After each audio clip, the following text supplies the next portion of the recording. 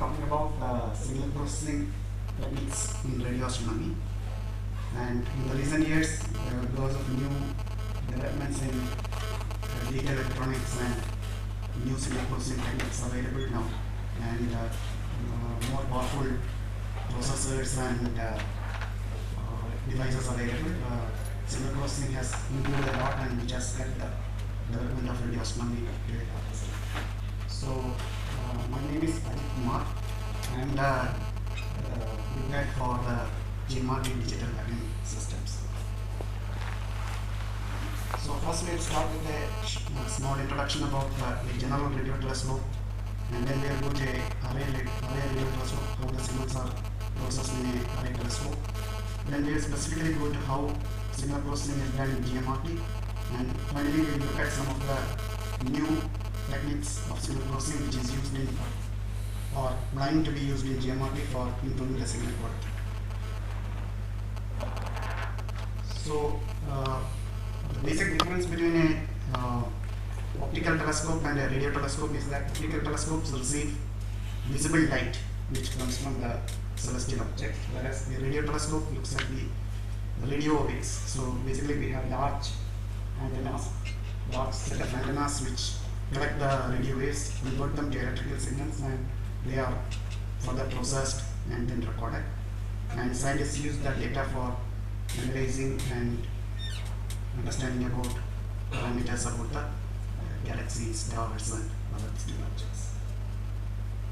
So basically the frequency at which radio telescopes work is between about 30 megahertz to 30 gigahertz. So it is totally different from, if you see wavelength, this wavelength is much higher compared to the optical wavelength.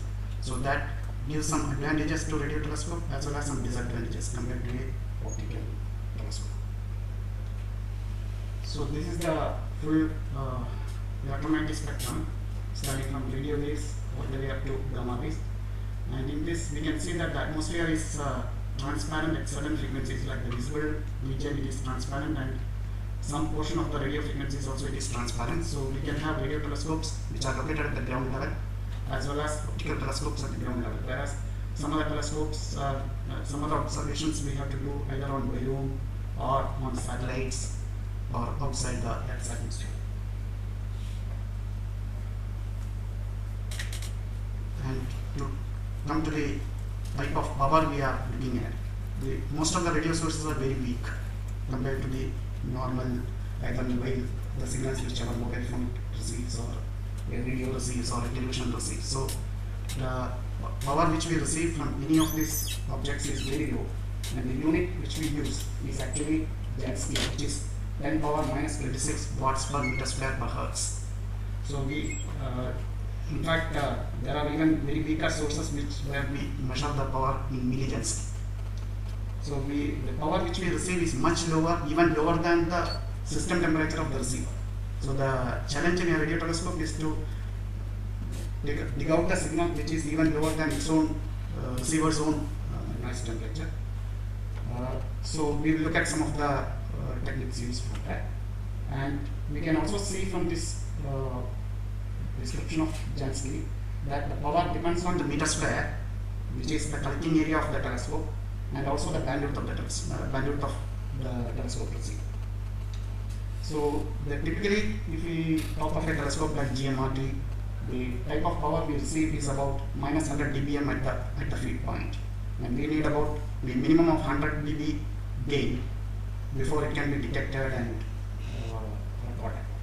So if we just talk about this power level, basically it takes about some 300 400 years to collect this power using a telescope like GMRT. If we have to collect 1 millijoule of energy, so that gives an idea about the type of low level of signal which we are trying to collect. So this is a simple single dish radio telescope where the dish is a parabolic dish is used to collect the signal. So the collecting area of the telescope is basically given by the area of this parabolic dish, and the dish basically reflects the signals onto the prime focus, where we have the RF feeds, which can be either dipoles or horn feed, or depending on the frequency, the type of feed may be. And immediately behind the feed we will have low noise front-end electronics, which amplifies the signals to some extent, and then they are taken to the dish base through white shell cables, and they are further amplified, filtered, all the unnecessary mobile and radio, television such signals are filtered out, and the real signal coming from the source is further detected and then recorded on magnetic tapes. Magnetic tapes are nowadays on hard disks. So the total gain in the system is something of the order of 100 dB, and the main requirement of this telescope is that the surface area of this dish, which is the collecting area, has to be as large as possible. So we need to build as big a dish as possible.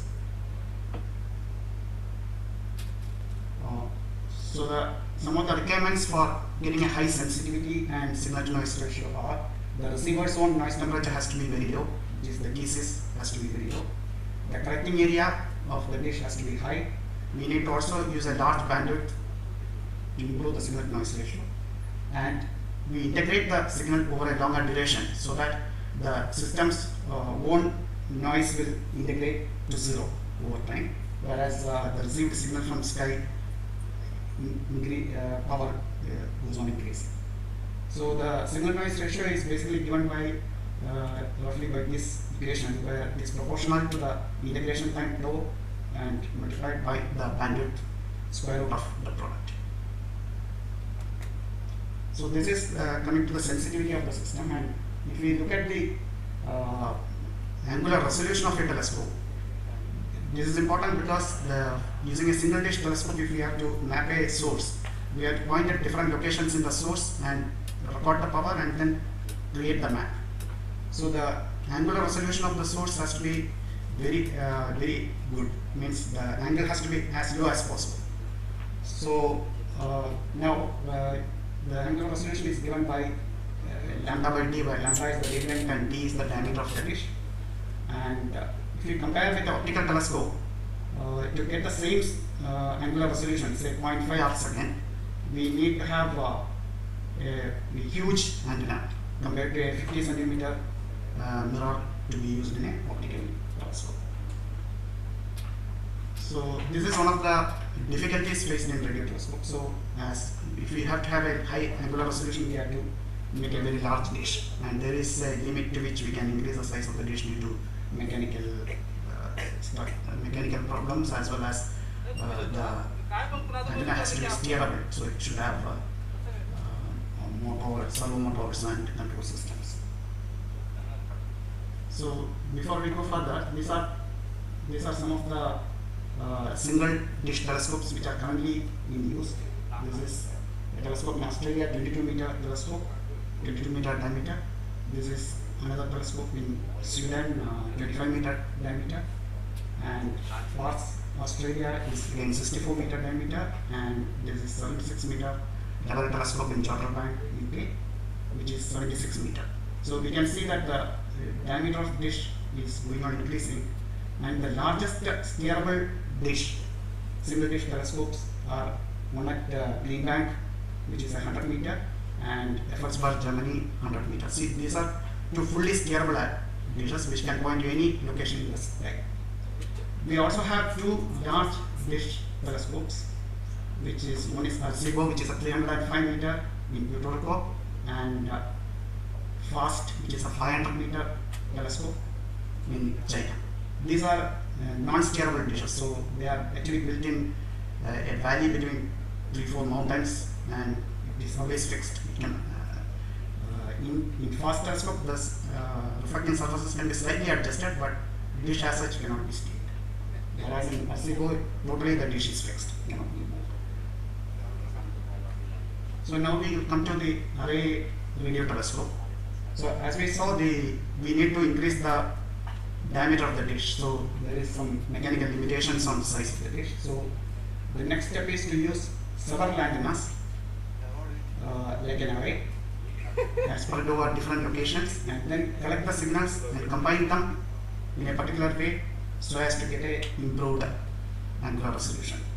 So here in array telescopes, what we do is we take the signals from every pair of antenna and cross multiply the signals. So signals from antenna 1 is multiplied with antenna 2, like that every pair products are made, and then the images are created from that every product which is available.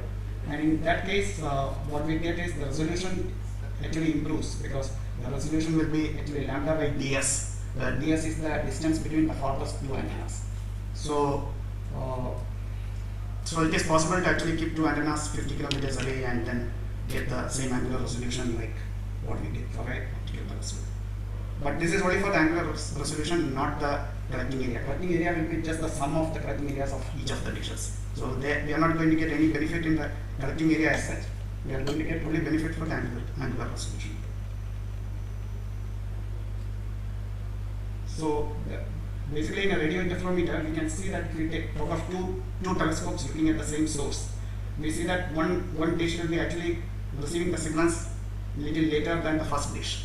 So before we process the signals of these two dishes together, we need to delay the signal received in the first telescope by the same amount, so that the signals are in phase before we further combine them.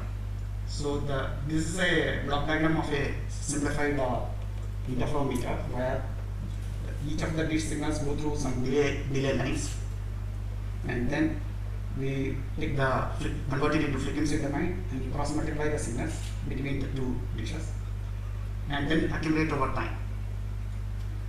And in this accumulation, the internal noise of each of the receivers actually gets reduced as we accumulate for more time, whereas the signal which is common in both these dishes get increased in power. So, and then the final products are stored in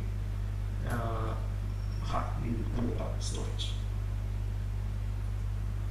So in any array telescope, the signals from each pair of antennas is multiplied, which gives one Fourier component in the UV plane of the image.